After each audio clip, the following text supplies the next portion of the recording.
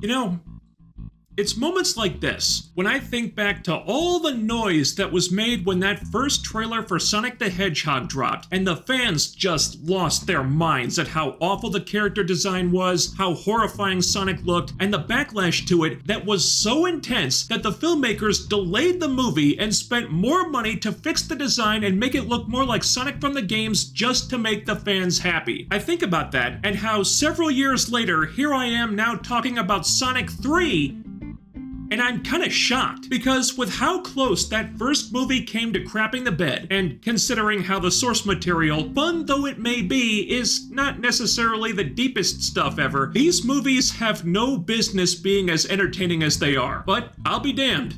3 movies in, and I still gotta go fast. I haven't seen the first 2 movies since they were in theaters. It's been a minute now, so I don't know where I'd rank this one exactly, but I will say that Sonic 3 has some of the best stuff in this series so far. Story-wise, it hits the hardest. I think it's the smartest one in how it uses the human characters. It's certainly the darkest one, that can be good or bad. Here it's a good thing, and weirdly enough, it's the most emotional of the 3. And yeah, I know what you're thinking. Balk all you want, but it's true. They go to some places in this one that you might not expect in a Sonic the Hedgehog movie. It never loses that goofy sense of fun, but things get heavier than usual. The stakes are higher this time. The villain is the most serious one they faced. The non-Robotnik villain, I mean. Characters die in this movie. And I'm trying not to spoil anything, but I was kinda taken aback at the stuff they had the guts to do here. Hell, Shadow's backstory alone is surprisingly tragic. And that's not the only gut punch they hit you with. The movie has several of those up its sleeve. And I'm not saying for sure that you'll get a little misty-eyed during the climax, but I'm not saying you won't either. I think some people might. And yes, I know that sounds crazy, and I don't care. The movie is really good, damn it. And part of that might be because this one feels like the closing of a chapter for the Sonic series. It's not really a trilogy, but you could call 1, 2, and 3 the Robotnik trilogy. Jim Carrey's saying he wants to retire from acting. We don't know if he's coming back for another one, and he could, but Sonic 3 works hard to send him out with a bang if this is the last one he does. He plays 2 characters in this one, Robotnik and Robotnik's grandpa, acting opposite himself for most of the movie, and holy crap, Jim Carrey's still got it, man. He's so funny, so entertaining in this one that I hate to say it, but he kind of steals Shadow's thunder a lot of the time. Not that Shadow's meant to be funny, he's the scary, serious guy, and he's great, but the power of not 1, but 2 Jim Carreys is just really hard to beat. I like Shadow a lot though, he's very cool. Keanu Reeves doesn't really have to stretch that much as an actor to play him, but what Shadow gets is really well done, if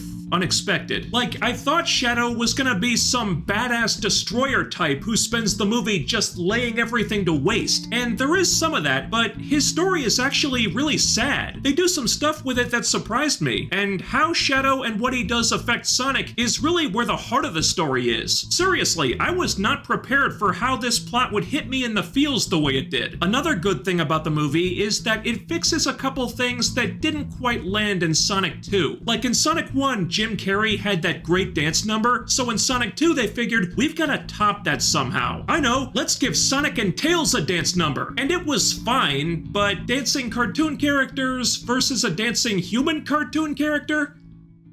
It's just not the same. They fixed that in this one. There's another Jim Carrey dance number, but this time it's not just Jim Carrey dancing, it's Jim Carrey dancing with another Jim Carrey. And it's one of the most awesome, hilarious things in the whole series. Another thing they fixed was the human characters. In Sonic 2, they got a little high on their own supply with the humans. I guess they thought, hey, James Marsden's mean sister-in-law got some laughs in the first one, let's give her her own subplot.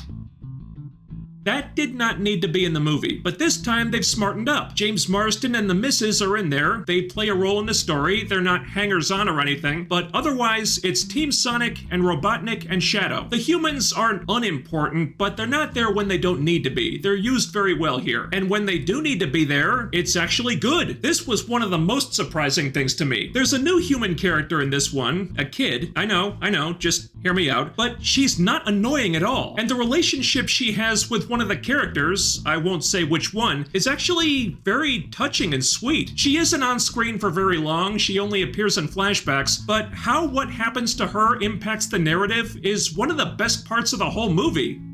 I know, right? And she really helps things fall into place during the climax that is the biggest in terms of action, and I think the best one these movies have done. One, because it might be Jim Carrey's swan song as Robotnik, and they pull out all the stops for that, but also because they kind of take the kid gloves off a bit. Sonic gets angry here. You see some tension between him and his friends, and they do some dramatic stuff that goes a little harder than you'd think in a movie like this. A little harder. It's still a movie about a cartoon hedgehog, but that doesn't mean that it can't be really good or it can't have high stakes. It does, which I didn't expect. If I have any nitpicks, I'd say that Sonic's shtick, his verbiage, his jokes and stuff, it's not wearing thin exactly, but it's still just the same type of stuff he did in the first two movies. There's nothing new there. But thankfully, when Jim Carrey is cranked up to 11, you don't really care if Sonic's jokes are getting a little tired. Frankly, I like Sonic the best in this movie when he was being serious. That's when you knew shit was getting real. And Shadow felt a little bit underused. Not that he was hurting for screen time or anything, he wasn't. His plot was one of the best actually, but there was a lot of stuff they could have done with him as Sonic's dark reflection that the movie just kind of passed on. Also, he's not very talkative, and towards the end of the movie he gets a little overshadowed by other spoilery stuff that happens. What we get of Shadow is really good, I just thought it would be more his movie than it ended up being. Those are just nitpicks though. Overall, I had a lot of fun with Sonic 3. If you like the first two, you'll like this one as well. I really don't know how these movies continue to be so good. Honestly, Jim Carrey is a big part of that. He carries this series just as much, if not more, than Sonic does, so I'm really not sure what they're gonna do if he doesn't come back. But stick around until the end of the credits because it looks like they've got a plan, and after I enjoyed the first three movies so much, I'll definitely be here for it. Thanks so much for watching. While you're here, ding that bell icon and follow my social media so you can always be notified when I upload new stuff. The notifications kind of suck these days, so following my Twitter is the best way to make sure you never miss a video. I'm also on Blue Sky now, the links are right down there. And don't forget to hit that thumbs up, leave a comment, share the video, subscribe if you haven't already, and make sure you're still subscribed because what really deserves to be spin dashed so damn hard that it explodes, leaving behind a pile of magic gold rings, is the YouTube algorithm. That's all for now. I'll be back with more soon. Take care, stay tuned. Merry Christmas, everybody.